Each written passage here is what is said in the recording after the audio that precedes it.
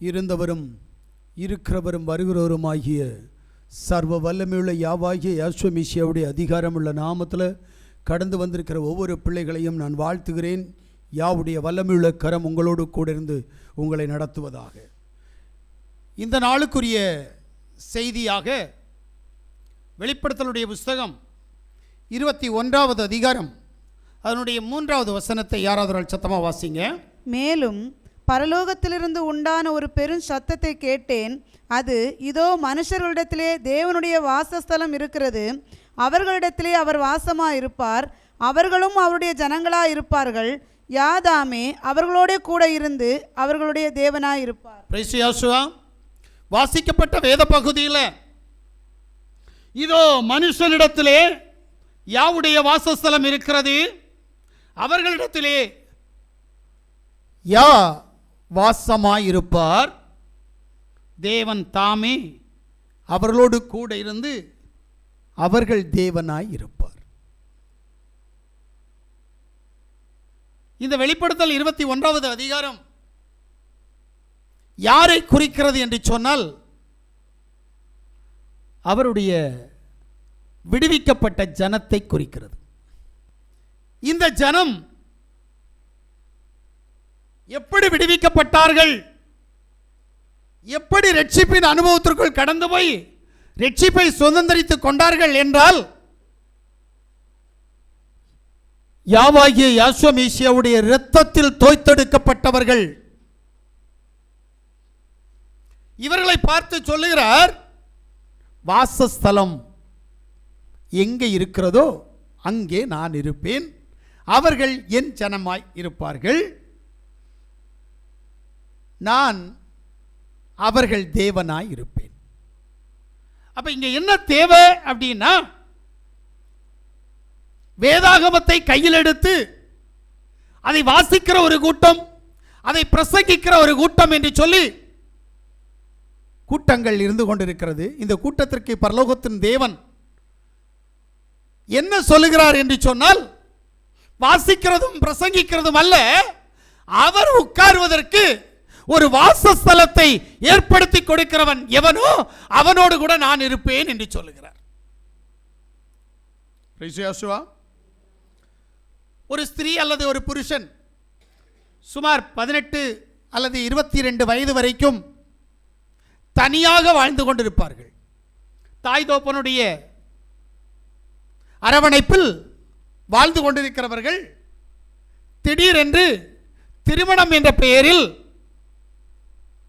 தன்னுடைய இருதயத்தில் ஒரு நபருக்கு இடம் கொடுப்பார்கள். அவர்கள் அவர்களுடைய வாழ்நாள் முழுவதும் அந்த இருதயத்தில் இருக்க வேண்டும் என்று சொல்லி எண்ணி அவர்கள் வாழ்கிறது நிமித்தமாக வேதம் அவர்களை குறித்து சொல்கிறது, இன்பத்திலும் துன்பத்திலும் உடல் நலத்திலும் நலவீனத்திலும் நீங்கள் இருவரும் பிரியாமல் ஒரே உயிராய் நீங்கள் வாழ வேண்டும் என்று சொல்லி வேத புஸ்தகம் சொல்லுகிறது. ஆனால் இந்த ஓட்டம் எவ்வளவு நாள்? கருவறையில் பிறந்து இந்த மண்ணுலகில் கடந்து வந்து தனியாயிருந்த நாம் இன்னொரு துணையை ஏற்றுக்கொண்ட பின்பு கல்லறைக்கு போகும் வரைக்கும் மட்டும்தான் அந்த துணை இருக்கும். ஆனால் நம்ம நினைக்கிறது என்ன தெரியுமா? என் துணையை கூட்டிட்டு நான் எங்கேருந்து பரலோகம் வரைக்கும் போயிடுவேன் அப்படின்னு நினச்சிக்கிட்டு இருக்கிறோம். நிறைய பேர் அந்த மாதிரி பகல் கனவு காண்றாங்க. பாதியிலே வந்த சொந்தங்கள் அத்தனையும் பாதியிலே போகும். யாருக்கும் யாரும் நிரந்தரம் அல்ல. எல்லாம் ஒரு நாள் நம்மை விட்டு கடந்து போகும். அது பெற்ற தாயாக இருந்தாலும் சரி, தகப்பனாக இருந்தாலும் சரி, உறவுமுறை சகோதரமாக இருந்தாலும் சரி, மனைவி பிள்ளையாக இருந்தாலும் சரி, கணவனாக இருந்தாலும் சரி, எல்லாம் ஒரு நாள் நம்மை விட்டு கடந்து போகும். ஏனென்றால் மரணம் நினையாத வேளையில் நம்மை சந்தித்து நாம் யாருடைய இருதயத்தில் இருக்கிறோமோ அவருடைய இருதயத்தை விட்டு நாம் கடந்து போக வேண்டிய ஒரு நேரம் கடந்து வரும். ஆனால் கடந்து போகாத ஒருவர் இம்மையிலும் மறுமையிலும் அவர் கடந்து போக மாட்டார். மரணம் நம்மை பிரித்தாலும் அவர் நம்மை விட்டு கடந்து போகாத ஒருவர் யாவாகிய யாஸ்வமேசியா ஒருவரே. அவருக்காக ஒரு சிங்காசனத்தை உருவாக்கி அந்த சிங்காசனத்திலே அவர் இருந்தால் அவர் என்னுடைய தேவனாய் இருப்பார். அல்லேலூயா. இந்த உலகத்தில் இருக்கிற எந்த உறவு முறையும் நீண்ட நாள் எனக்கு இருக்காது, உங்களுக்கும் இருக்காது. நான் நேசிக்கிற மனைவியாக இருந்தாலும் சரி, நான் நேசிக்கிற பிள்ளையாக இருந்தாலும் சரி, நான் நேசிக்கிற சபையாக இருந்தாலும் சரி, ஒரு நாளும் நிரந்தரமாக எனக்கு இருக்காது. நான் எல்லாவற்றையும் விட்டுவிட்டு ஒரு நாள் நான் கடந்து போக வேண்டி இருக்கும். இல்லையானால் என்னை விட்டுவிட்டு அவைகள் கடந்து போக வேண்டியதாக இருக்கும். யாவுடைய சமூகத்தில் யாவுடைய சத்தத்தை கேட்டுக்கொண்டிருக்கிற யாவுக்கு பிரியமான பிள்ளைகளே, நாம் நேசிக்கிற தேவனுக்கு, யாவாகிய யேசுவ மேசியாவுக்கு வாசஸ்தலம் உருவாக்கி இருக்கிறோமா? இது ஒரு கேள்வி. வாசஸ்தலம் என்னிடத்தில் இருக்கிறதா? அந்த வாசஸ்தலத்திலே தேவன் எனக்குள் வாசமாக இருக்கிறாரா? எபிரேயருடைய புஸ்தகம் 13வது அதிகாரம் அதனுடைய 5வது வசனத்தை நாம் வாசிக்கிற போது, நீங்கள் பண ஆசை இல்லாதவர்களாய் நடந்து உங்களுக்கு இருக்கிறவைகள் போதுமென்று எண்ணுங்கள், நான் உன்னை விட்டு விலகுவதில்லை, உன்னை கைவிடுவதும் இல்லை என்று அவர் சொல்லி இருக்கிறாரே. இங்கதான் ஒரு சிக்கல். வாசஸ்தலம் யார்கிட்ட இருக்கோ, அவன் எவ்வளவு ஜெபிச்சாலும், எவ்வளவு உபவாசித்தாலும், எவ்வளவு தேவன் மேல் நம்பிக்கை இருந்தாலும், பண ஆசை ஒன்று அவனிடத்தில் இருக்குமானால் எல்லாம் அவனை விட்டு கடந்து போகும். ஏனென்றால் வேதம் சொல்லுகிறது, பண ஆசை எல்லா தீமைக்கும் அதுதான் வேர். பண ஆசையினால தான் பாவம் வரும், பண ஆசையினால தான் பாரம்பரியம் வரும், பண ஆசையில தான் சாபம் வரும், பண ஆசையில தான் பிசாசு நமக்குள்ள கடந்து வருவான். ₹1 வந்தா அந்த ₹1 எப்படி ₹2 மாற்றணும்ன்ற எண்ணம் நம்மகிட்ட நிறைய பேர் இருக்கும். ஒன்று தெரியும் எனக்கும், பணம் இல்லைன்னா வாழ்க்கை இல்லை, உண்மைதான். ஆனால் தேவன் சொல்றாரு, முதல்ல என்ன விசுவாசி, நான் உனக்கு எல்லாம் தரேன் அப்படின்றாரு.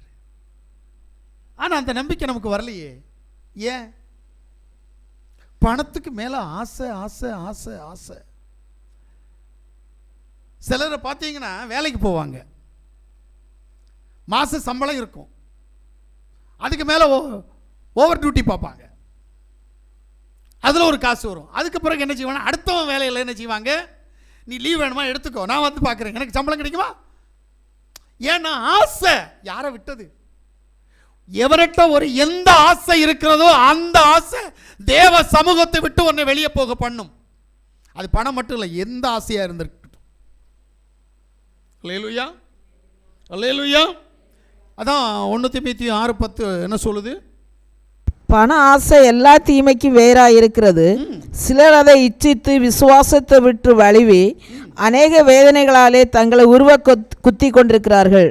பண ஆசை என்ன செய்து? விசுவாசத்தை விட்டு விலகி போக பண்ணுது. அது கடனா இருக்கட்டும், கச்சேரியா இருக்கட்டும், என்ன வேணாலும் இருக்கட்டும், உனக்கு பண ஆசை இருக்கா இல்லையா? கடனை முடிச்சிரும் ஆண்டின்னு என்ன பாடுபடுறோம்? நான் விசுவாசிக்கிற என் தேவனால் எனக்கு எல்லாம் ஆகும் என்கின்ற நம்பிக்கை ஏன் நம்மகிட்ட வரல? நான் முதல்ல அதை புரிஞ்சுக்கணும். இதுக்காக தேவ சமூகத்தை கொள்ளையடிப்போம், இதுக்காக தேவ சமூகத்தை ஏமாற்றுவோம், இதுக்காக நம்மளை ஏமாற்றுவோம், இதுக்காக சபையை ஏமாற்றுவோம். இதெல்லாம் நம்மகிட்ட இருக்கும். அப்ப நம்முடைய விசுவாசம் என்ன செய்யும்? புரியலையா? என்னதான் காதல விழுந்தாலும் இந்த காதலை கேட்டு இந்த காதல வெளியில போயிட்டே இருக்கும். தேவன் உன் பிரச்சனையை மாற்றவே மாட்டார். இது உறுதி, இது வேதம், இது வேத சத்தியம். நீ எப்ப தேவனை ஏமாத்தணும்னு நினைக்கிறியோ அப்பவே தேவன் ஒன்னா ஏமாத்திடுவார். அதில் மாற்றமே இல்லை. ஏன்னா உனக்கு ஆசை வந்துருச்சு. தேவனுக்கு கொடுக்க வேண்டிய ₹5 கணக்கு பார்ப்ப, தேவன் அதை ₹50 கணக்கு பார்ப்பார். உனக்கு வர வேண்டிய ₹50 ஸ்டாப் பண்ணுவார், இல்லை பொத்தலான பைக்கு அனுப்பிடுவார். வர வேண்டியது வரும், ஆனால் பொத்தலான பைக்கு போகும். நிறைய பேர் கணக்கு பார்க்க தெரில. உங்களுக்கு வரக்கூடிய வருமானம் என்ன ஆச்சுன்னு என்னைக்காவது யாராவது ஒரு கணக்கு போட்டு பாருங்களேன். உண்மையாய் தேவனை தேடுகிறவனுக்கு கணக்கு நிற்கும், உண்மையாய் தேடலை அப்படின்னா கணக்கு நிற்காது. நான் என்ன பண்ணேன்னு எனக்கு தெரியாது அப்படின்வாங்க. ஏன்னு கேட்குறேன். பிரிசியாசுவா மத்தேயு சுவிசேஷம் 6வது அதிகாரம் 24வது வசனத்தை வாசிங்க. 2 எஜமான்களுக்கு ஊழியம் செய்ய ஒருவனாலும் கூடாது. ஆமென். ஒருவனை பகைத்து மற்றவனை சிநேகிப்பான், அல்லது ஒருவனை பற்றி கொண்டு மற்றவனை அசட்டை பண்ணுவான். தேவனுக்கும் உலக பொருளுக்கும் ஊழியம் செய்ய உங்களால். வாசிக்கப்பட்ட வேத பகுதியில் என்ன நடக்குது அப்படின்னா, 2 எஜமான்களுக்கு என்ன செய்யக்கூடாதா? ஊழியம் செய்யக்கூடாது. அப்படி ஊழியம் செஞ்சா ஒருத்தனை பகைச்சு ஒருத்தனை நேசிப்ப. இப்போ உண்மை சொல்ல போனா என்ன தெரியுமா, சர்வ வல்லமையுள்ள தேவனை நீ பகைக்கிற கணக்கு பார்க்கறதுனால. தேவன் கணக்கு பார்க்காம உனக்கு தரணும்ல, வேணுமா வேண்டாமா? ஆனா அவர்கிட்ட போய் கணக்கு பார்ப்போம் தெரியுமா. இன்னைக்கு காணிக்கை எவ்வளவு போடலாம், இன்னைக்கு தசம பாகம் கொடுக்கலாமா கொடுக்க வேண்டாமா, இது இருந்தால் எனக்கு இன்னொரு காரியத்தை நான் முடிவு பண்ணுவேனே, அது எனக்கு நல்லதாக நடக்கும்ல, அந்த பிரச்சனையிலேருந்து நான் வெளியில் வரலாம்ல. அப்போ உள் மனசு சொல்லும், ஆமாம்ல, சரி இந்த தடவை கொடுக்க வேண்டாம், அடுத்த தடவை பார்த்துக்கலாம். அடுத்த தடவையும் கொடுக்க மனசு வராது. அப்போ தேவன் கொடுக்கல அப்படின்னா சாபத்தை வருவிக்க பண்ணுவார். வேத புஸ்தகத்தில் இருக்கிற சாபத்தை என்ன செய்வார் அப்படின்னா அனுப்பிடுவார். ஏன்னா நீ என்ன செய்யற, தேவன் உனக்கு தரக்கூடியது நீ அவருக்கு கொடுப்பேன்னு தந்திருக்கிறாரு. ஆனா நீ கொடுக்கல, அப்புறம் உனக்கு என்ன நடக்கும்? நீ ஜெபிப்பேன்னு தந்திருக்கிறார், நீ ஜெபிக்கல. நீ உபவாசிப்பேன்னு தந்தார், நீ உபவாசிக்கல. அப்ப என்ன நடக்கும்? தேவன் அவர் தருவதை நிச்சயமாய் ஒன்னால என்ன செய்ய முடியாது, ருசி பார்க்க முடியாத அளவுக்கு பண்ணிவிடும். இதான் உண்மை. தேவன் என் வாழ்க்கையில் அற்புதமான அதிசயமான காரியங்களை செய்து என்னை விடுவிக்க வேண்டுமானால் நான் தேவனுக்கு உண்மையாக இருக்கணும்.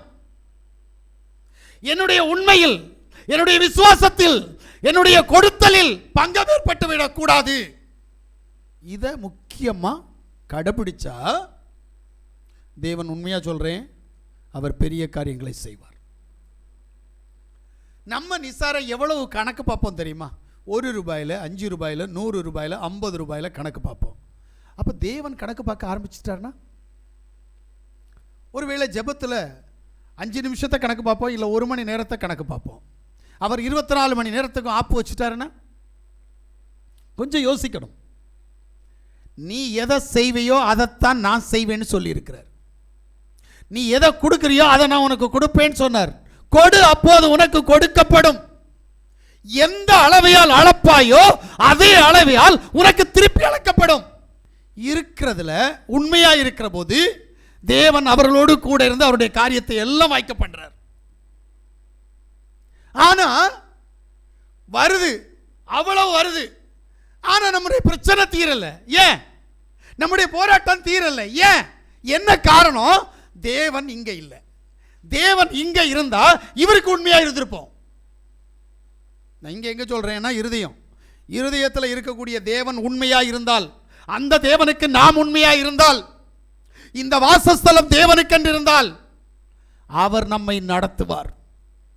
இன்னைக்கு வாசஸ்தலத்தில் அவர் இல்ல.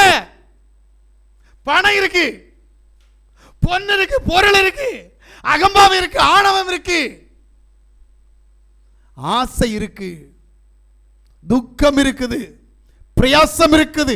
இது நம்முடைய இந்த வாசஸ்தலமாகிய இருதயத்தை அடைச்சுக்கிட்டு இருக்கிறதுனால விடுதலை இல்லை. சத்தியத்தை அறிவீர்கள், சத்தியம் உங்களை விடுதலையாக்கும். நாம இன்னைக்கு எப்படி இருக்கிறோன்ற அறிவு ரொம்ப முக்கியம். அல்லேலூயா. அப்ப தேவன் நம்மிடத்தில் விரும்புகிற காரியத்தை அவருக்கு உண்மையா இருக்கணும். சிலரை பார்த்து சொல்லுவாரு, இப்போ நம்ம வீட்டில் எடுத்துக்கிடுவோமே, பிள்ளைகளை பார்த்து டேய் படிங்கடா படிங்கடான்னு சொல்லுவோம். எதுக்கு சொல்கிறோம்? இந்த பிள்ளை வளர்ந்து நல்லா படித்து நல்லாகணுன்ற ஒரு எண்ணம் நம்மகிட்ட இருக்கிறதுனால. இதே இது தேவனுக்கு உங்களை குறித்து உள்ள ஒரு எண்ணம் இருந்தால் எனக்கு உண்மையாயிருன்னு சொல்லுவாரா இல்லையா? இந்த நண்டுங்க படித்து என்ன பண்ண போகுதுங்க? என்ன பிரயோஜனம்? கேட்டால் முக்கியம் என் பிள்ளை கலெக்டர் ஆயிடுவான். இவன் கலெக்டர் ஆவானா இல்லை இவன் என்ஜினியர் ஆக போகிறானா? இவனை இவங்க அப்பா மிஞ்சி மிஞ்சி படிக்க வச்சுட்டு அப்புறம் கட்டுமரத்துக்கு தான் அனுப்புவார். தெரில எனக்கு. படி அப்புறம் எதுக்கு இந்த மாதிரி கத்துறீங்க? ஒன்று இருக்கணும், என் பிள்ளைய என் பூர்வீக தொழிலில் நான் அனுப்ப மாட்டேன். என் பிள்ளை படித்து இப்படியாய் வரணும், இந்த கோட்பாட்டுக்குள்ளால் என்ன வந்தாலும் நான் இப்படி தான் இருப்பேன் அப்படின்ற எண்ணம் இருக்கா? படிக்க வை. படிக்கட்டு, கொஞ்சம் அறிவு கிடைக்கும். அப்புறம் இதுக்கு இந்த பாடுபடுற?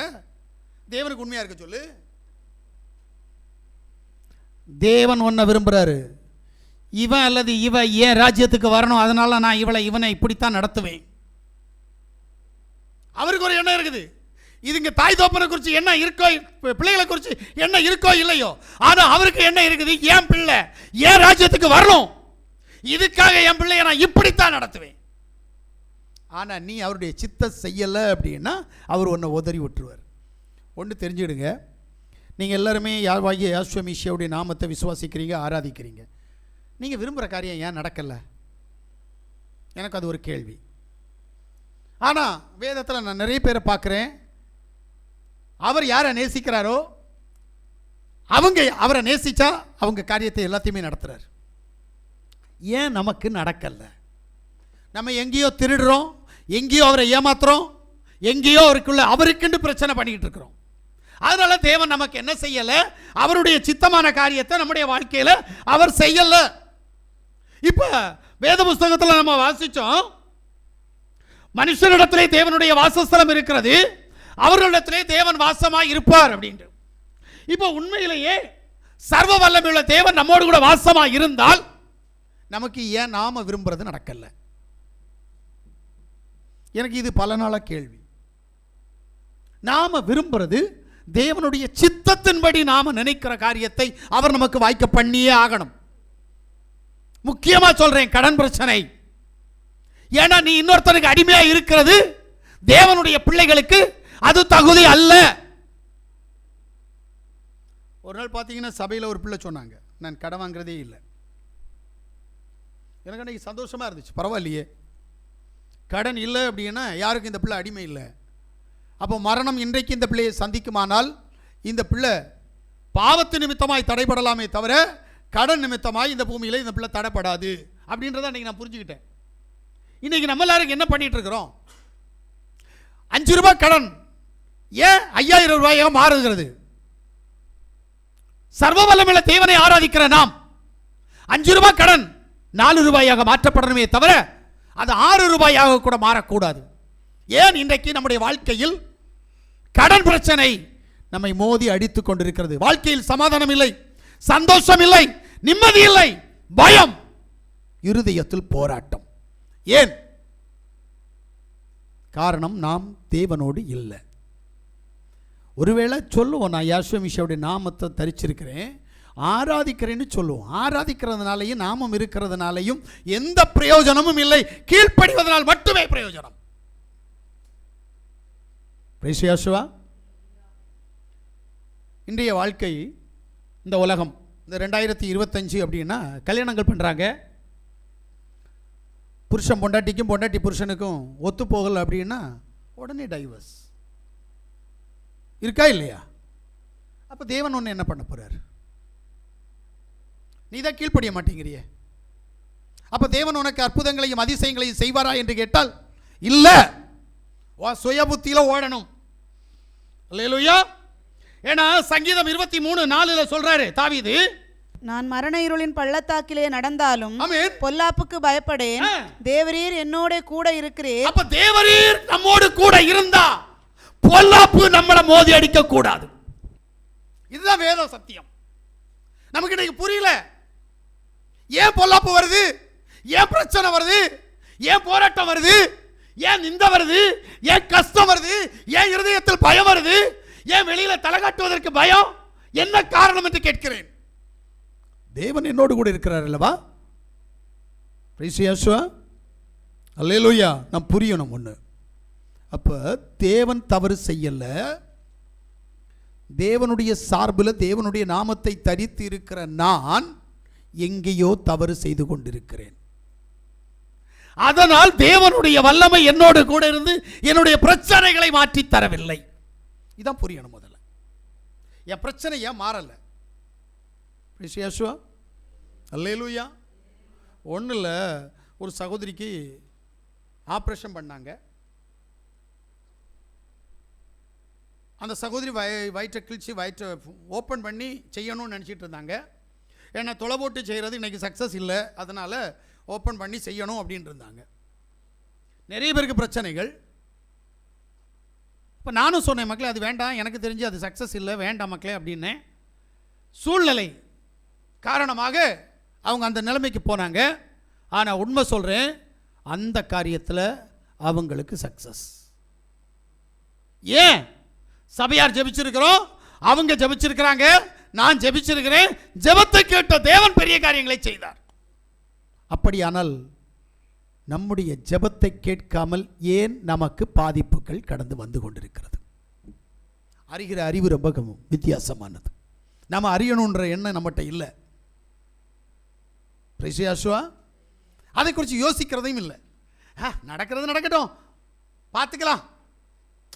என்ன, உயிர் போனால் போகும், அவ்வளோதானே. நம்ம நினைக்கிறோம் உயிர் போன உடனே பிரச்சனை முடிஞ்சிருமான்னு கேட்டால் இல்லைங்க. எனக்கு கழிஞ்ச நாளில் பத்திரிகையில் இருந்த செய்தி, ஒரு தகப்பனும் 2 பிள்ளைகளும் கடன் பிரச்சனையின் காரணமாக தற்கொலை செய்து கொண்டார்கள். இப்போ அந்த கடன் பிரச்சனை அவருடைய குடும்பத்தை மோதி அடிக்குமா என்று கேட்டால் கண்டிப்பாக மோதி அடிக்கும்.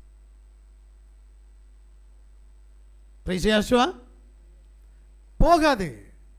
மரணத்தோட நம்மளை விட்டுருமான்னு கேட்டால் முடியாதுங்க. பிரச்சனை தொடரும். அப்போ நம்ம கண்டிப்பாக ஒரு முடிவெடுக்கணும்.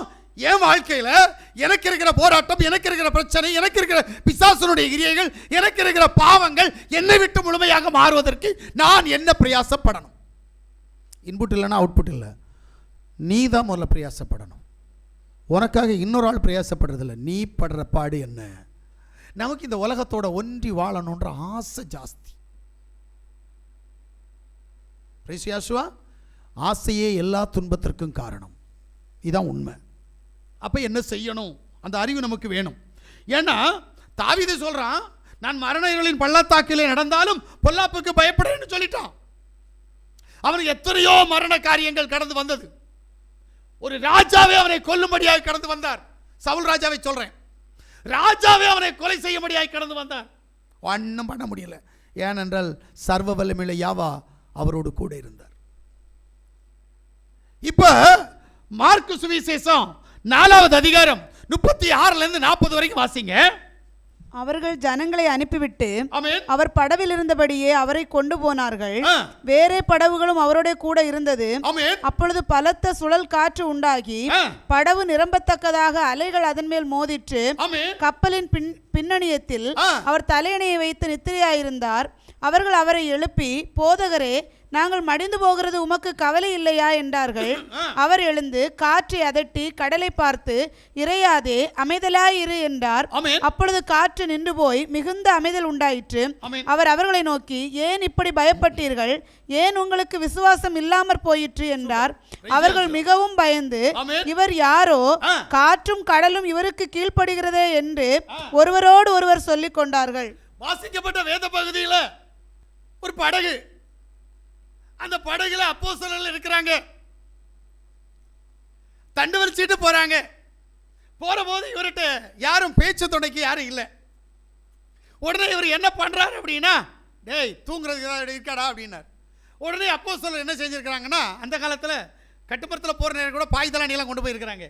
இன்னைக்கு உங்களுக்குலாம் தெரியல, தெரியுமா? உங்கள் வீட்டில் உங்களுக்கு பாய் தலானி கொண்டு போவீங்களா? ரைட்டு, இங்கே கொண்டு போகிறாங்க. உடனே என்ன செய்கிறாங்க, ஒரு பாய் கொடுத்தாங்க, ஒரு தலானி கொடுத்தாங்க. அவர் நிம்மதியாக தூங்கிட்டார். ஏன் தூங்கினாரு? அதான் உங்க பைபிள் சொல்லுது, இஸ்ரவேலின் தேவன் தூங்குவதும் இல்லை உறங்குவதும் இல்லை. ஆனால் இங்கே தூங்குறாரு. ஏன்? அவருக்கு வேலை யாரும் கொடுக்கல. யாரும் வேலை கொடுக்கல. போர் அடிக்குது. என்னடா ஒருத்தன் கூட வரானுங்க, 4 பேர் வரான், 4 பேர் என்கிட்ட பேச மாட்டேங்கிறானுங்க, அவன் பாட்டுக்கு தண்டு வலிக்கிறான், அவன் பாட்டுக்கு ஏதோ பேசுகிறான் அப்படின்ட்டு படுத்து தூங்கிட்டாரு. தூங்குனதை பார்த்த இயற்கைக்கு கோபம் வந்துருச்சு. நல்லா புரிஞ்சுக்கோ. ஏன்னா பிசாசு உன் கூட இருக்கிறாங்க, முதல்ல அதை புரியணும். நீ உன்னை சுத்தி பிசாசு, ஏன்னா நீ வாழ்றது பிசாசுனுடைய பூமியில,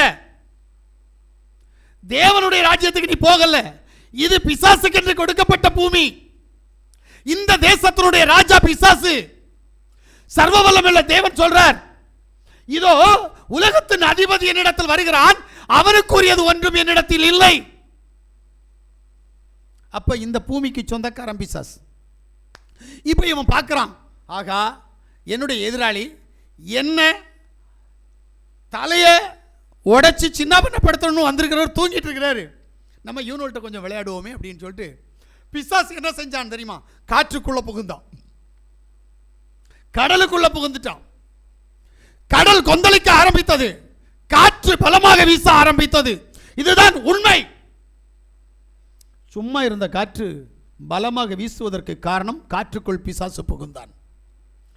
அமைதியாக இருந்த கடல் இன்றைக்கு கொந்தளிக்க ஆரம்பித்தது என்று சொன்னால் கடலுக்குள் பிசாசு புகுந்தான்.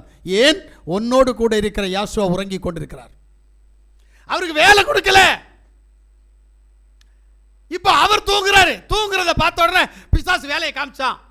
வேலையை பார்த்த அடுத்த செகண்ட் அப்போஸ்தலர்களுக்கு பயம் உண்டாயிடுச்சு. பயத்துல நடுங்கி, போதகரே நாங்கள் மடிந்து போகிறோம், உமக்கு கவலை இல்லையா என்று சொல்லி எழுப்ப ஆரம்பிச்சிட்டான். அவர் எழுந்து காற்றையும் கடலையும் அதட்டினார். அடுத்த செகண்ட் ஜனங்களை பார்த்து, அப்போஸ்தலரை பார்த்து என்ன சொன்னார் தெரியுமா? அற்ப விசுவாசியே, ஏன் பயப்படுகிறாய்? கேட்டாரா இல்லையா? அப்ப விசுவாசம் இல்லாத ஒன்றை எப்படி அவர் அவருடைய பிள்ளையா வச்சிருப்பார்? ஏன்னா வாசஸ்தலத்தில் ஒருவேளை நீ சொல்லலாம், என் கட்டுமரத்தில் தானே இருக்கிறாரு, என் இருதயத்தில் யாசுவா இருக்கிற, அவர் உறங்கிட்டு இருக்காரு. நீ ஜெபிக்கிறது இல்லை, உபவாசிக்கிறது இல்லை, யாவுடைய சத்தத்திற்கு கீழ்ப்படுகிறது இல்லை. இது இல்லாம இருக்கிற போது எப்படி அவர் உனக்கான காரியத்தை செய்வார்? செய்ய மாட்டார். அப்ப நம்ம அவரை உறங்க வைக்க கூடாது. நம்ம நினைச்சுக்கிட்டு இருக்கோம் வாசஸ்தலத்தில் யாசுவா இருக்கிறார், தேவன் எனக்குள்ள இருக்கிறார், நான் தேவனுடைய பிள்ளை. நினைப்பு கொஞ்சம் பேருக்கு பிளப்ப கட்டுறோம். நீ என்னதான் யாசுவாவுடைய பிள்ளை என்று நினைச்சுக்கிட்டு இருந்தாலும் அவர் உனக்குள்ள கிரியை செய்கிறாரா? இதான் கேள்வி. யாசுவா அவர் உனக்கு உள்ள எந்த அளவுக்கு கிரியை செய்கிறார்? அல்லேலூயா. அப்படி யாசுவா உனக்குள்ள இருக்கிற நேரம் ஏன் உனக்கு போராட்டம் வருது? எனக்கு தெரிஞ்ச ஒரு விஷயம் என்ன அப்படின்னா, யாக்கோபனுடைய புஸ்தகம் 1வது அதிகாரம் 2லேருந்து 4 வரைக்கும் நீங்கள் வாசித்தீங்கன்னா, போராட்டத்தை என் யாசுவா உனக்கு அனுமதித்தார் என்று சொன்னால் அந்த போராட்டம் எப்படிப்பட்டதாக இருக்கும்? என் சகோதரரே, நீங்கள் பலவிதமான சோதனைகளில் அகப்படும் போது உங்கள் விசுவாசத்தின் பரீட்சையானது பொறுமையை உண்டாக்கும் என்று அறிந்து அதை மிகுந்த சந்தோஷமாக எண்ணுங்கள். நீங்கள் ஒன்றிலும் குறைவுள்ளவர்களாயிராமல் பூரணராயும் நிறைவுள்ளவர்களாயும் இருக்கும்படி பொறுமையானது பூரண கிரியை செய்ய கடவது. ஆமென். அல்லேலூயா. அப்போ உனக்கு போராட்டம் ஏன் வருது? உன்னுடைய விசுவாசத்தை வர்த்திக்க, நீ பூரணராக கடந்து போக. ஆனா நீ தோத்துல போற, விழுந்துல போற. நான் சொல்றது புரியலையா? சோதனை வந்தா ஜெபிக்க முடியல, சோதனை வந்தா தேவனுடைய கற்பனையை கைக்கொள்ள முடியல, சோதனை வந்தா தேவனை உள்ளார உட்கார வைக்க முடியல. நம்ம மன விருப்பத்தின்படி நடந்துகிட்டு இருக்கோம், தேவனை வஞ்சிக்கிறோம். ஏன்? சோதனையை அவர் அனுமதிக்கிறார். வரக்கூடிய சோதனையை அவர் அனுமதிக்கிறார். இந்த சோதனையில் நீ என்ன பண்ணணும்? பொறுமையா இருக்கணும். நம்மகிட்ட தான் பொறுமை இல்லையே. என்னால முடியும். இதுக்கு தான் என்ன செய்வோம் தெரியுமா? சுவாசம் உள்ள மனுஷனை தேடுவோம். 5 ரூபாய் கடன் இருக்குன்னு வைங்களேன், கடைக்கார மேஷாக்கு வந்து என்னட்ட என்ன செய்யறானா, திட்டுறான், சண்டை போடுறான். உடனே இங்கேருந்து என்ன செய்வேன் தெரியுமா? இந்த சின்ன பையன்கிட்ட போய், டேய் எனக்கு ஒரு 6 ரூபா தருவியா, உனக்கு நான் வட்டி தரேன் அப்படின்னு கேட்போம். இப்போ 5 ரூபாய் 6 ரூபாய் ஆகி மாதம் மாதம் வட்டி கூடிட்டு இருக்கும். கான்செப்ட் கரெக்ட் தானே? தேவன் சொன்னாரா? அவர் தான் பொறுமையாக இருந்து ஜெபம் பண்ணல சொன்னார். நம்ம செய்ய மாட்டோம். இதுதான் பிசாசனுடைய மிகப்பெரிய தந்திரம். யாவுடைய கரத்துல, பலத்த கரத்துக்குள் அடங்கி இருந்து ஜெபிக்க வேண்டிய நேரத்தில் ஜெபித்து, உபவாசிக்க வேண்டிய நேரத்தில் உபவாசித்து, தேவனுக்கு கீழ்ப்படிய வேண்டிய நேரத்தில் கீழ்ப்படிந்து கொண்டிருப்பேயானால் உன் பிரச்சனைகள் அவருடைய பிரச்சனையாக மாறும். அவர் உன் பிரச்சனையை கையில் எடுக்கணும். நம்ம பிரச்சனையை நம்ம எடுத்து நாசியில் சுவாசம் உள்ள மனுஷனை நம்ம ஒரு நாள் நம்பக்கூடாது. நம்பணும்னா முடிஞ்சிச்சு. அல்லேலூயா. அப்ப யாவுடைய சமூகத்தில் இருக்கிற தேவனுடைய பிள்ளைகளே, பிரச்சனைகள் அனுமதிக்கப்படும் போது பிரச்சனைகளுக்காக பொறுமையோடு, விசுவாச துரோகம் ஏற்பட்டு விடக்கூடாதபடிக்கு நாம் யாவுடைய சமூகத்தில் காத்திருக்கணும். இரண்டாவது ஒரு காரியம், பிலிப்பியருடைய புஸ்தகம் 3வது அதிகாரம் 10வது வசனத்தை வாசிக்கிற போது, இப்படி நான் அவரையும் அவருடைய உயிர்த்தெழுதலின் வல்லமையையும் அவருடைய பாடுகளின் ஐக்கியத்தையும் அறிகிறதற்கும் அவருடைய மரணத்திற்கு ஒப்பான மரணத்திற்குள்ளாகி எப்படியாயினும் நான் மரித்தோரிலிருந்து உயிரோடு எழுந்திருப்பதற்கு தகுதியாகும் படிக்கும். நல்லா புரிஞ்சுடுங்க. என்ன சொல்றாரு அப்படின்னா, யாசோபேசியாவுடைய சிலுவையின் துன்பத்தில் பங்கு பெறுவதற்காகவே அவர் அவருடைய ஜனத்தை அழைத்திருக்கிறார். அவர் பட்ட துன்பம், அதுக்காக சிலுவையை உனக்கு தரல. அவர் பட்ட துன்பத்தின் ஒரு பகுதியை உனக்கு தரும்போது நீ சந்தோஷமா ஏற்றுக்கொண்டு அதற்குரிய காரியத்தினுடைய ஊடாய் நீ கடந்து போகணும். அவர் அனுமதிக்கிறார். இங்க பொன்னை புடமிட்டால் ஒளி அது பிரகாசிக்காது. அதுபோல அவருடைய ஜனம் பிரகாசிக்கப்பட வேண்டும். அவருடைய ஜனத்திற்கு அவர் அனுமதித்திருக்கிறார். அல்லேலூயா, அல்லேலூயா. ஏன்னா இன்னைக்கு நிறைய பேருக்கு ஐயோ சோதனை வந்துச்சு, பிரச்சனை வந்துச்சு, கடன் வந்துச்சு, பிசாசு வந்துச்சு, வியாதி வந்துச்சு, இந்த எண்ணம் நிறைய பேர்கிட்ட இருக்குது. எதுக்கு அது வந்துச்சு தெரியணும். முதல்ல அறிகிற அறிவு ரொம்ப முக்கியம். நமக்கு வந்திருக்கிற பிரச்சனை நமக்கு தெரியல, அதனால நாசியில சுவாசம் உள்ள மனுஷனை தேடுறோம். ஒருத்தருக்கு வந்திருக்கிற வியாதியை குறித்து யாசோட்ட போய் கேட்கிற நேரம், இது இவன் செஞ்ச பாவமா இல்லது இவனுடைய பெற்றோர் செய்த பாவமா என்று கேட்டபோது, அப்ப 2 பாவத்தில் வருதான். அப்ப இவர் தேவன் சொல்றாரு, இல்ல தேவனுடைய மகிமை வெளிப்படும்படியாக இந்த காரியம் வந்தது. வாசிக்கிறதுக்கு மட்டும் நல்ல இன்ட்ரெஸ்டா இருக்குது, ஆனா அனுபவத்தில் வார நேரம் ஏன் நமக்கு பிரச்சனை வருது? பொறுமையாயிரு. பொறுமை எந்த அளவுக்கு அவசியம் அப்படின்றது தெரியணும். ஆமென். ஏன்னா 2 கொரிந்தியருடைய புஸ்தகம் 12வது அதிகாரம் 9வது வசனத்தை வாசித்த போது, அதற்கு அவர், என் கிருபை உனக்கு போதும், பலவீனத்திலே என் பலம் பூரணமாய் விளங்கும் என்றார். ஆகையால் மேசியாவின் வல்லமை என்மேல் தங்கும்படி என் பலவீனங்களை குறித்து நான் மிகவும் சந்தோஷமாய் மேன்மை பாராட்டுவேன். பாருங்க, அப்போஸ்தலனாகிய பவுல் அப்போஸ்தலர்களிலே பிரதானமானவன் என்று பெயர் எடுத்தான். அவனுக்கு வந்த உபத்திரவத்தில் எனக்கு தெரிஞ்சு வாசிச்ச பகுதியில் 3 தடவை உபவாசிக்கிறான். ஆண்டவரே என்னுடைய பலவீனத்தை மாற்றி தாரோம். தேவன் சொல்றாரு, உன் பலவீனத்தை நான் மாற்ற மாட்டேன். உன் பலவீனத்தில் நான் என்ன பண்ண போறேன்? பலன் தர போறேன். பலவீனம் மாறாது, பலப்படுத்த போறேன். எங்க பவுலுக்கு அந்த கதினா நீயும் நானும் அவனை விடவும் பிரசித்தி பெற்றவர்களா? இல்லையே. வேதத்தை வாசிச்சிருக்கிறோம், வேதத்தை வாசிச்சு உணர்றதில்லை. ஏன்னு கேட்கிறேன். சத்தியத்தை அறி, சத்தியம் உன்னை விடுதலையாக்கணும் பைபிள் சொல்லுது. ஆனா சத்தியத்தை அறிகிறது இல்லையே, சத்தியத்தினுடைய ஆழம் புரியலையே. என்ன காரணம்? சிலருக்கு என்னன்னா பிரச்சனை வந்தால் மந்திரவாதியை தேடி போவாங்க. சிலருக்கு என்னன்னா பிரச்சனை வந்தால் விக்கிரகங்களை தேடி போவாங்க. சிலருக்கு என்ன அப்படின்னா நாசியில் சுவாசம் உள்ள மனுஷனை தேடி போவாங்க. ஆனால் உண்மையிலேயே சர்வ வல்லமையுள்ள தேவனை தேடி போகிறது யார்? அறிகிற அறிவு ரொம்ப முக்கியம். ஏன்னா நான் தேவனுடைய பிள்ளை, எனக்கு வந்திருக்கிற பிரச்சனை, எனக்கு வந்திருக்கிற போராட்டம் என் தேவனால், தேவனுக்கு தெரியாம தேவனால் அன்றி எனக்கு வராது என்கிற நம்பிக்கை இல்லை. இங்கதான் ப்ராப்ளம். அல்லேலூயா. அப்ப பவுலுக்கே இந்த கதின்னா நமக்கு என்ன கதி? ஜெபம் பண்றான், உபவாசிக்கிறான், சபைக்கு நிருபம் எழுதுறான், அப்போஸ்தலரை பராமரிக்கிறான், தான் கஷ்டப்பட்டு சம்பாதிக்கிற பணத்தை வச்சு ஊழியர்களை போஷிக்கிறான், ஆஸ்தி அந்தஸ்தையெல்லாம் விட்டுட்டு வந்துட்டான். அப்படிப்பட்டவனுடைய ஜெபத்தை கூட தேவன் கேட்டு பதில் கொடுக்காமல், உன் பலவீனத்தில் என்னுடைய பலன் இருக்கும், ஆனா பலவீனமும் இருக்கும் அப்படின்ட்டார். அடுத்த ஒரு கேள்வியை உங்ககிட்ட கேட்கலான்னு நினைக்கிறேன், யாருக்கு தெரியுதோ என்ன தெரியல. ஏன் தேவன் அந்த பலவீனத்தை அவனுக்கு அனுமதித்தார் தெரியுமா? கொஞ்சம் யோசித்து பாருங்களேன். அவன் தேவனுக்கு வேணுமா? வேற ஒன்றும் இல்லை. இவனுக்கு நாம் பரிபூர்ண சுகத்தை கொடுத்து எந்த விதமான பிரச்சனையும் இல்லாமல் இவனை நாம் பார்த்துக்கிட்டா இவன் ஒருவேளை ஓடி போயிட்டா, அதனால இவனுக்கு ஒரு பிரச்சனையை கொடுத்து அந்த பிரச்சனையில பலன் கொடுத்து பிரச்சனையோட இவனை நான் வச்சு பராமரிக்கணும்ன்றார். யோசிக்கிறீங்களா? தேவனுக்கு ஒருத்தன் வேணும்னா என்ன மாதிரி என்னெல்லாம் செய்கிறார் நம்ம யோசிக்கிறது இல்லைல்ல. உடனே இப்போ எல்லாரும் நினைப்பா, அப்போ எனக்கு வந்த பிரச்சனை ஒருவேளை கடவுள் என்ன கையில் வச்சிருக்கிறதுக்கு தான் போல இருக்குது. அப்போ நீ ஒழுங்காக ஜெபம் பண்ணணும், ஒழுங்காக உபவாசிக்கணும், தேவனுடைய சட்டத்திட்டங்களுக்கு உட்பட்டு அவருடைய கற்பனைகளை கை கொண்டு வாழணும்ல. அப்போவே தெரியல, இல்லை நான் தேவனோட கூட இருக்கிறேனா இல்லையான்னு தெரியுமே. நீ தான் தேவன் கூட இல்லையே, அப்போ வந்திருக்கிற பிரச்சனை எதுக்கு? நீ திருந்துறதுக்கு. அவருடைய வேலையை செய்கிறதுக்கு ஒன்றை கூப்பிடலை, அவருக்காக நிற்கிறதுக்கு ஒன்று அழைக்கல.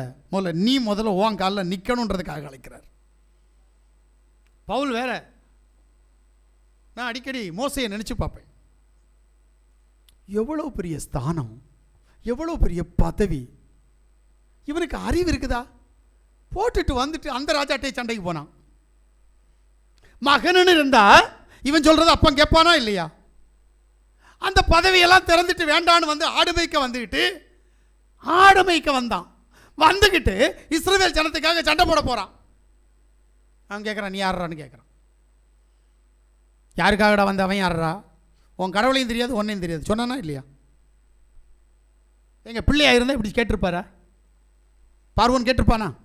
இல்லையே. அவ்வளோ பெரிய கனத்தையும் அவ்வளோ பெரிய மரியாதையும் விட்டுட்டு வந்தான்ல. ஏன்? நான் என் தேவனோடு இருக்கணும். நான் யார்? இஸ்ரவேலன். பார்வோனுக்கு அடிமையா இருக்க முடியாது, பார்வோனுடைய வாரிசா இருக்க முடியாது. நான் இஸ்ரவேலன். நமக்கு இருக்குது ஆவிக்குரிய இஸ்ரவேல்ன்ற எண்ணம் இல்லையே. எங்க இருக்குது? இருந்தா இப்படியெல்லாம் இருக்குமா நம்முடைய வாழ்க்கையில்? இல்ல. பிரைஸ் யாசுவா. இப்போ யாசுவா உன்னோட கூட இருந்து உன்னுடைய தேவனாய் இருப்பேன்னு சொன்னார்ல. இந்த பிரச்சனையின் மத்தியில் உன் கூட உன்னுடைய தேவனாய் இருப்பாரா? அல்லேலூயா. இப்போ லேவியராகமம் 26வது அதிகாரம் 11-12 வாசிங்க. உங்கள் நடுவில் என் வாசஸ்தலத்தை ஸ்தாபிப்பேன், என் ஆத்துமா உங்களை அரோசிப்பதில்லை. நான் உங்கள் நடுவிலே உலாவி உங்கள் தேவனாய் இருப்பேன், நீங்கள் என் ஜனமாய் இருப்பீர்கள். நல்லா கேளுங்க. இஸ்ரவேல் ஜனத்துக்கு கொடுக்கப்பட்ட வாக்குத்தத்தம், என் வாசஸ்தலம் உன்கிட்ட இருந்தா உன் ஜனமா இருப்பேன். இது சாதாரணமா இல்ல, நித்திய கட்டளை. அன்னையிலிருந்து இன்னைக்கு வரைக்கும் பாதுகாக்கிறார். அப்புறம் வாசிங்க யாத்திராகமத்துடைய புத்தகம் 25:8. அவர்கள் நடுவிலே நான் வாசம் பண்ண எனக்கு ஒரு பரிசுத்த ஸ்தலத்தை உண்டாக்குவார்களாக. ஆமென். நம்மகிட்ட எல்லாம் இருக்குதுல்ல. என்னது? தேவன் உன் கூட இருந்து உனக்கு நன்மை செய்ய பரிசுத்த வாசஸ்தலம் உன்கிட்ட இருக்குல்ல. சந்தோஷம். அப்ப அவர் இருப்பார். இப்ப கூட ஆராதனையில கூட பரிசுத்த வாசஸ்தலம் இல்லை. இங்கேயே இருதயம் சஞ்சலம், இருதயம் போராட்டம். எனக்கு தான் பேசுறாரு, அப்போ என்னதான் சொல்லியாரு, அப்போ என்ன பண்ண, நான் கடவுளுக்கு உண்மையா இருக்கிறேன், இவர் எப்ப பார்த்தாலும் இப்படித்தானே சொல்றாரு. புலம்பிட்டு இருக்கிற இருதயம் புலம்புது. உனக்கு ஒப்பு கொடுக்கிற மனநிலை இருக்கா? இல்ல. அப்புறம் எப்படி இது பரிசுத்த ஸ்தலமாக மாறும்? எப்படி இந்த பரிசுத்த ஸ்தலத்திலே பரிசுத்தர் வந்து வாசம் பண்ணுவார்? எப்படி அது வாசஸ்தலமாக மாறும்? இல்லையானால் உனக்கு இதுதான் கதி. எப்போ வரைக்கும்? உன் ஜீவன் இந்த உலகத்தை விட்டு கடந்து போகிற வரைக்கும். நல்லா இருக்கும்ல? தேவன் உன்னை என்னை அழைச்சது பிரச்சனையுடைய ஊடாய் கடந்து போவதற்காக அல்ல, போராட்டத்தினுடைய ஊடாய் கடந்து போவதற்காக அல்ல, அடிமைத்தனத்தினுடைய ஊடாய் கடந்து போவதற்காக அல்ல, ஜெயம் எடுப்பதற்காக. என்னுடைய பிள்ளை ஜெயிக்கிற பிள்ளையா இருக்கணும், தோக்கிறவனா இருக்கக்கூடாது. ஓட்டப்பந்தயத்தில் ஓடுகிறவர்கள் எல்லாரும் எப்படி ஓடணும்னு சொல்லி கொடுத்திருக்கிறார்களா? பின்னானவைகளை மறந்து முன்னானவைகளை நோக்கி ஓட வேண்டும். நம்ம இப்போ பின்னாடி தான் பார்த்துட்டு இருக்கிறோம். பிரேசியாஷ்வா, எனக்கு என்ன நடந்தது, அப்போ இனி என்ன நடக்கும், அப்போ இனி எப்படி தப்புறது, ஐயோ என்ன பண்றது, என்னைக்காவது முன்னாடி இருக்கிற இலக்கை நோக்கி ஓடி இருக்கிறோமா? இல்லையே. பின்னாடி கடந்து போன வாழ்க்கை நேற்று நடந்துச்சு, நாளைக்கு நடக்குமா, அப்படிதான் யோசிக்கிறோமே தவிர எனக்கு 2 வாரத்துக்கு முன்னாடி என்ன நடந்தது, 1 மாதத்துக்கு முன்னாடி என்ன நடந்தது, இதைத்தான் யோசிக்கிறோமே தவிர நாளைய தினம் எனக்கு எப்படிப்பட்டது, நாளைய தினத்தை குறித்து நான் கவலைப்படக்கூடாது. நாளைய தினம் என்னுடையது அல்ல. நாளைய தினம் நாளைக்காக கவலைப்படணும். நான் அல்ல. இந்த யோசனை இருக்கா? எத்தனை பேர்ட்ட இருக்குதுங்க? அல்லேலூயா. எனக்கு தெரிஞ்சு இஸ்ரவேல் ஜனத்தை அவர் இன்று வரைக்கும் தன்னுடைய கரத்துக்குள் வைத்திருப்பதற்கு காரணம், அறிந்தோ அறியாமலோ அவருடைய நாமத்தை ஒவ்வொருத்தரும் இருதயத்தில் அப்படி வச்சிட்டு இருக்கிறான். வெறி, பைத்தியம். தெரியுமா உங்களுக்கு? இஸ்ரவேலருக்கு யாஷ்வான்னு தெரியாது, யான்னு தெரியும், யாவான்னு தெரியும். நல்லா புரிஞ்சுக்கிடுங்க. ஆனால் மேசியாவை அழைச்சிக்கிட்டு இருக்கிறாங்க. மேசியா வந்ததை விசுவாசிக்கல, ஆனால் மேசியா யார் அப்படின்றது தெரியும். யாவாதான் மேசியா, அவர் வருவார் அப்படின்னு காத்திருந்து இன்னைக்கும் போய் செவுத்தில் போய் முட்டிக்கிட்டே இருக்கிறாங்க. அவங்களுக்கு இருக்கிற விசுவாசத்தை பாரு. உன் கையில் யாஷ்வான்ற நாமத்தை கொடுத்துருக்கிறார்ல, நீ என்ன பண்ணிட்டு இருக்கிற சொல்லு, என்ன பண்ணிட்டு இருக்கிற? அவன் என்ன செய்வான் தெரியுமா? ஓய்வு நாள் தோறும் யுத்தம் கூட பண்ண மாட்டான். ஏங்க, அடுத்த நாட்டுக்கும் இவன் நாட்டுக்கும் யுத்தம் நடந்துட்டு இருக்கும். இவன் யுத்தம் செய்யாம தொழுகைக்கு போனா அவன் போடுற குண்டு இவன் நாட்டுக்குள்ள விழுந்து இவனை அழிக்குன்ற பயம் கூட இல்லை. ஏன்? என் தேவன் என்னை பாதுகாத்துக் கொள்வார். நான் அவருக்கு துதிக்கன மகிமை செலுத்தும் போது அவர் இந்த நாட்டை பாதுகாப்பார் என்கின்ற வெறித்தனம். இன்னைக்கு இஸ்ரவேல் நாட்டுக்காரனை பார்த்து அவனுடைய ஜென்ம விரோதியாகிய இஸ்லாமியர்கள் என்ன சொல்றாங்க தெரியுமா? எனக்கு அதை கேட்ட நேரம் அதிசயமா இருந்துச்சு. ஏதோ ஒரு சக்தி அவர்களை பாதுகாக்குது. இவன் என்ன செஞ்சிட்டு இருக்கான் தெரியுமா? செத்துட்டு இருக்கிறான், இறைவனுக்கு மகிமைன்னு சொல்லிட்டு இருப்பான், சாகுறான் இங்க. ஆனா அவன் தைரியமா ஆராதிச்சுட்டு இருக்கிறான். ஆராதிக்க ஆராதிக்க அவனுடைய தேவன் அவனோடு கூட இருந்து பெரிய காரியங்களை செய்துகிட்டு இருக்கிறார். ஏங்க, இன்னைக்கு உண்மை சொல்றேங்க, இவனை பார்த்து எல்லா நாடும் பயப்படுது. ஒன்றை பார்த்து பிசாசு பயப்பட மாட்டேங்குது, ஒன்றை பார்த்து போராட்டம் பயப்பட மாட்டேங்குது, ஒன்றை பார்த்து மரணம் பயப்பட மாட்டேங்குது. ஏன்? அப்போ ஒன்னிட்ட விசுவாசம் இல்லை, ஒன்னிட்ட யாசுவா இல்லை, அந்த பரிசுத்த ஸ்தலம் இல்லை, வாசஸ்தலம் இல்லை. ஆனா சொல்லிட்டு இருக்கிற எனக்குள்ள யாசுவா இருக்கிறார், வாசஸ்தலத்தில் இருக்கிறார். என்ன சொல்லி என்ன பிரயோஜனம்? நான் வேத புஸ்தகத்தை கழிஞ்ச நாளில் பார்த்தேன். பார்த்த நேரம் ஒரு பெரிய குறிப்பெடுத்து வச்சிருக்கிறேன்.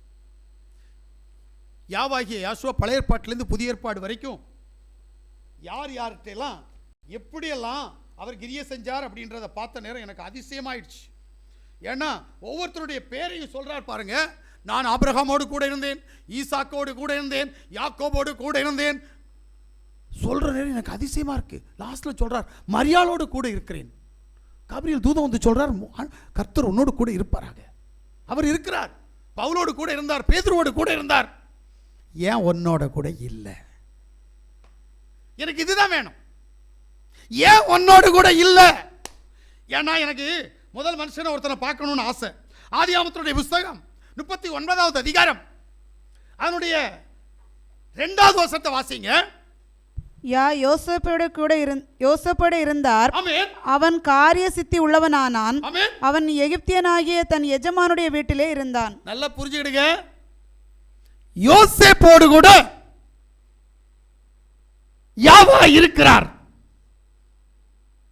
இருந்தபடியினால் எல்லாருடைய கண்களிலும் தயவு கிடைக்கிறது இவனுக்கு. அந்த 21 வாசிங்க. யாவோ யோசேப்போடு இருந்து அவன் மேல் கிருபை வைத்து சிறைச்சாலை தலைவனுடைய தயவு அவனுக்கு கிடைக்கும்படி செய்தார். பாருங்களேன், எவ்வளவு பெரிய அதிசயம். ஏன்னு கேட்கிறேன். யோசேப்போடு சர்வ வல்லமையுள்ள தேவன் இருப்பதற்கு காரணம் என்ன? அல்லேலூயா. நமக்கு சில விஷயங்கள் தெரியாது. 39ல 9வது வசனத்தை வாசிங்களேன். இந்த வீட்டிலே என்னிலும் பெரியவன் இல்லை, ஆமென். நீ அவருடைய மனைவியாய் இருக்கிறபடியால் உன்னை தவிர வேறொன்றையும் அவர் எனக்கு விலக்கி வைக்கவில்லை. ஆமென். இப்படி இருக்க நான் இத்தனை பெரிய பொல்லாங்குக்கு உடன்பட்டு ஆமென். தேவனுக்கு விரோதமாய் பாவம் செய்வது எப்படி என்றார். ஆமென். புரியலல்ல? அவன் பாவம் செய்ய கூடாது என்கின்ற வெறித்தனத்தில் இருக்கிறான். நம்ம எப்படி இருக்கோம்? பாவம் செய்யணும்னு இருக்கிறோம். ஆனா அவனோடு கூட தேவன் இருக்கணும்ன்றதுக்காக நான் சிந்தையில கூட என்னுடைய செயல்பாட்டில் கூட நான் பாவம் செய்ய மாட்டேன் என்று இருக்கிறான். அதனால தான் தேவன் அவனோடு கூட இருந்தார், சும்மா இல்லை. அல்லேலூயா. 4வது வசனத்தை வாசிங்களேன். யோசேப்பினிடத்தில் தயவு வைத்து அவனை தனக்கு ஊழியக்காரனும் தன் வீட்டுக்கு விசாரணைக்காரனுமாக்கி தனக்கு உண்டான யாவற்றையும் அவன் கையில் ஒப்புவித்தான். நல்லா புரிஞ்சுடுங்க, ஏன் இந்த அதிகாரம் இவன்கிட்ட வந்துச்சு புரியுதா? முதல்ல சிறைச்சாலையில அவனுடைய வாழ்க்கை வித்தியாசமாக இருந்தது. போராட்ட நேரத்தில் வாழ்க்கை வித்தியாசமாக இருந்த போது சிறைச்சாலை தலைவன் அதிகாரி இவங்கிட்ட பொறுப்பை கொடுத்துட்டு போவான். சிறைச்சாலை தலைவன் அவன் வெளியே போகணுன்னா யோசேப்பை கூப்பிட்டு, யோசேப்பிங்க வா, எல்லாரையும் ஒன்று பார்த்துக்கோ, நீ தான் இப்போ இன்சார்ஜ். குற்றவாளி இல்லவா? அவனுடைய நன்னடக்கை. நம்ம எல்லாம் எப்படி வாழ்ந்துட்டு இருக்கிறோம்? அதான் நான் முதலே சொன்னேனே, ஆசை இச்சைகளுக்கு நம்மை பலிகடாக்கி யாவுடைய சமூகத்தை விட்டு தூரம் போய் கொண்டிருக்கிறோம். ஜெபிக்க சொன்னால் ஜெபம் வரலன்னு சொல்லுவோம், உபவாசிக்க சொன்னால் உபவாசம் வரலன்னு சொல்லுவோம், ஆராதிக்க சொன்னால் ஆராதனைக்கு லேட்டாக வருவோம். ஏன்? பிசாசு உன் கூட இருந்து ஒன்றை இதையெல்லாம் அப்போ எங்கே பலன் வருமோ அந்த பலனை செய்யக்கூடாதபடிக்கு, பலனை அடையக்கூடாதபடிக்கு ஒன்றை என்ன செய்து தடை பண்ணுது. ஏங்க, உனக்கு கிடைக்கிறதுக்கு முன்னாடியே பிசாசுக்கு தெரியும் இந்த விஷயத்தில் இவன் இதை பெற்றுக்கொள்வான். அப்போ இதை செய்ய விடாமல் ஆக்கிறதுக்கு நம்ம என்ன பண்ணணும்? ஜெபிக்கிற நேரத்தில் தூக்கத்தை தந்துடுவான். ஏன்னா நீ அன்னைக்கு ஜெபிச்சா உனக்கு ஏதோ ஒரு நன்மை உண்டாகும். தேவன் அனுமதிச்சிருக்கிறார். தேவனுடைய அனுமதி பிசாசுக்கு தெரியும். அதனால பிசாசு என்ன செய்வான்? தூக்கத்தை தருவான். தூக்கம் வந்தால் என்ன செய்யணும்? தூங்கணும். தூக்கம் வந்தால் தூங்கணும். அப்போ தேவனுடைய கிருபை, தேவனுடைய ஆசீர்வாதம், தேவனுடைய மகிமை நம்மகிட்ட என்ன செய்யாது? வராது. இப்போ தூக்கத்தை எதிர்க்கணும். என்ன செய்யணும்? நல்ல சுடு தண்ணி எடு, மூத்த கழுவு, நல்ல சூடாக காப்பி போட்டு நல்ல குடி. தூக்கம் போமான்னு கேட்டால் கண்டிப்பாக போ. ஆனால் செய்ய மாட்டேன். ஐயோ, சுடு தண்ணியில் மோகம் கழுவுனா அப்புறம் தூக்கம் எல்லாம் போயிருமே. அப்புறம் ஜோம் முடிச்ச அப்புறம் தூக்கம் வராது. முதல்ல இப்போவே தூங்குறதுக்காக தான் ஜெபத்தை வைக்கிறேன். கான்செப்ட் புரியலையா? தூக்கத்துக்கு வேண்டிய ஜெபத்தில் உட்கார்ந்துருக்கணும்னு நினைக்கிறேன். நான் முகத்தை சுடுதண்ணியால் கழுவுன அப்புறம் தூக்கம் வராமல் இருந்தா, ராத்திரி 2 மணிக்கு பிறகு தூக்கம் வரலன்னா நான் என்ன பாடுபடுவேன்? யோசனை. தேவனுடைய காரியத்தை நான் செய்ய போறேன், அதுக்கு பிறகு தேவன் எனக்கு உதவி செய்வார் என்ற நம்பிக்கை வரவே வராது. நல்ல தேயிலை போட்டு குடின்னு சொல்லியிருக்கிறேன், குடிச்சா உறக்கம் வராது அதுக்கு பிறகு. அதனால குடிக்க மாட்டேன். இங்கே யார் குடிக்கிறா ஜெபம் பண்ணுற நேரம்? சொல்லுங்க. இல்லை. ஏன்? தூக்கம் வராதான். அப்ப ஜெபம் பண்ற நேரம் தூக்கம் வரணுன்றதுக்கு தானே ஆசைப்படுறேன், அதான் தூக்கம் வருது. அப்ப பிசாசு ஒரு இடத்துல எப்படி வேலை செய்தோ தேவன் உன்னை விட்டு அந்த அளவுக்கு தூரம் போவார். இங்க யோசேப்பு சிறைச்சாலை அதிகாரியுடைய கண்களில் தயவு கிடைக்க அவன் அந்த அளவுக்கு தன்னை அடிமையாக்கினான். பொறுமை அப்படி இருக்கு அவன்கிட்ட. அதுக்கப்புறம் போத்திபருடைய வீட்டில் அந்த அளவுக்கு யாவுடைய சித்தத்தை செய்ய அவன் ஒருமனப்பட்டவனாய் இருந்தான். இதுக்கு மேல ஆளுநராக இருந்தபோது பதவி கிடைத்து ராஜாவுடைய அடுத்த ஸ்தானத்தில் ஆளுநராக இருந்தபோது அவனுக்கு விரோதமாய் துரோகம் செய்த சகோதரர்களை மன்னித்து அவர்களுக்கு வேண்டிய காரியங்களை செய்தான். நம்ம எப்படி? ஏன் கேட்டா யோசேப்போடு எதுக்கு இருந்தாரு? பவுலோட எதுக்கு இருந்தாரு? அவன் தான் எல்லா பாவத்தையும் செஞ்சுட்டு தானே இருந்தான். அவன் சொல்றான்ல, நான் வெறுத்த பாவத்தையெல்லாம் நான் தான் செஞ்சுட்டு இருக்கேன். அதுக்கப்புறம் அவனுக்கு கூட எதுக்கு இருக்கிறார் கடவுள்? அவர் பாவத்தை வைத்து கணக்கு போடுகிறவர் அல்ல. கீழ்ப்படிதலோட எப்படி இருக்கு? வேத சட்டத்திற்கு நீ எப்படி கீழ்ப்படுகிறாய்? வேத பிரமாணத்துக்கு நீ எப்படி கீழ்ப்படுகிறாய்? அதான் சொன்னார்ல, ஜெபிக்க சொல்ற நேரத்தில் ஜெபிக்கிறியா? உபவாசிக்கிற நேரத்தில் உபவாசிக்கிறியா? ஆராதிக்க வேண்டிய நேரத்தில் ஆராதிக்கிறியா?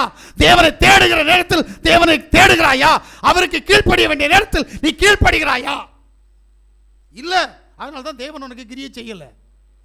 பிரைஸ் யாசுவா. யாவுடைய சமூகத்தில் யாவுடைய சத்தத்தை கேட்டுக்கொண்டிருக்கிறது யாவுடைய பிள்ளைகளே, நாம முதல்ல யோசேப்பாய் மாறணும். அல்லேலூயா. அப்போ ஆதியாகமத்தினுடைய புத்தகம் 50வது அதிகாரம் 20வது வாசிங்க. 20.